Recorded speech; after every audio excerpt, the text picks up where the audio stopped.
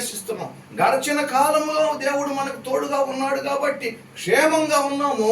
మరలా ఇంకొక సంవత్సరంలోకి ప్రవేశించగలుగుతున్నాం. దేవునికి స్తోత్రం కలుగును గాక. హల్లెలూయా. అది సంవత్సరమును దయా కిరీటం, దేవుని దయ సంవత్సరంగా మన మీదకి వస్తూ ఉన్నది. అంత మాత్రమే కాదు, దేవుడు మనకు ఒక సంవత్సర కాలాన్ని ఇచ్చాడంటే మన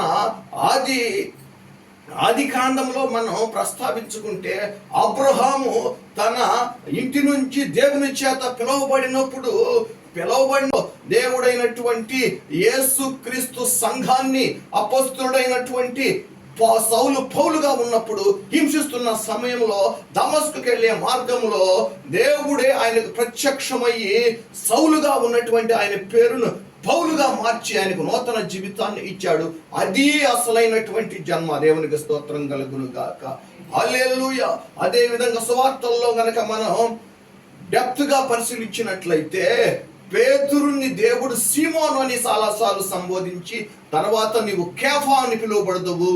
పేతురు ఇక నీవు సీమోనుగా కాదు, కేఫాలాగా, బండలాగా, స్థిరమైనటువంటి రాయిలాగా ఉంటావని పేతురుని జీవితాన్ని మార్చి తన స్థానాన్ని పేతురుతో భర్తీ చేసినటువంటి దేవుడు. దేవునికి స్తోత్రం కలుగును గాక. హల్లెలూయా. యేసుక్రీస్తు చనిపోయిన తర్వాత సంఘానికి నాయకుడు ఎవరు? పేతురు.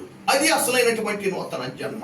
కాబట్టి ఈ బిడ్డకు దేవుడు అనుగ్రహించినటువంటి మరి ఒక సంవత్సర కాల కృపతో పాటుగా గడచిన కాల కృపను, రాగల సంవత్సర కాల కృపను దేవుడే అనుగ్రహించి ఉన్నాడు. నూతన దయా కిరీటము నేను ధరింపజేసి ఉన్నాడు. అబ్రహాము లాగా, యాకోబు లాగా, అదే విధంగా పౌలు గారిలాగా, పేతురులాగా నూతనమైనటువంటి జీవన విధానముల ద్వారా దేవునిలోకి లోతైనటువంటి అనుభవం కలిగి బిడ్డ జీవించాలని ఆ కుటుంబీకులు, తల్లిదండ్రులకు, సహోదరునికి, అదే విధంగా మనకి రక్త సంబంధికులకును, తాత ముత్తవలకును, అన్నదమ్ములు, అక్కజల్లి అందరికి కూడా దేవుని కృప సమాధానములు అనుగ్రహించాలని కోరుకుంటూ జన్మదిన వేడుకలు జరుపుకోవటానికి మనం ముందుకెళ్ళవలసిందిగా ప్రభువైన యేసుక్రీస్తు నామములో మనం చేస్తున్నాం. అదేవిధంగా బిడ్డలు తీసుకొచ్చినటువంటి పలహారాన్ని బట్టి కూడా అదే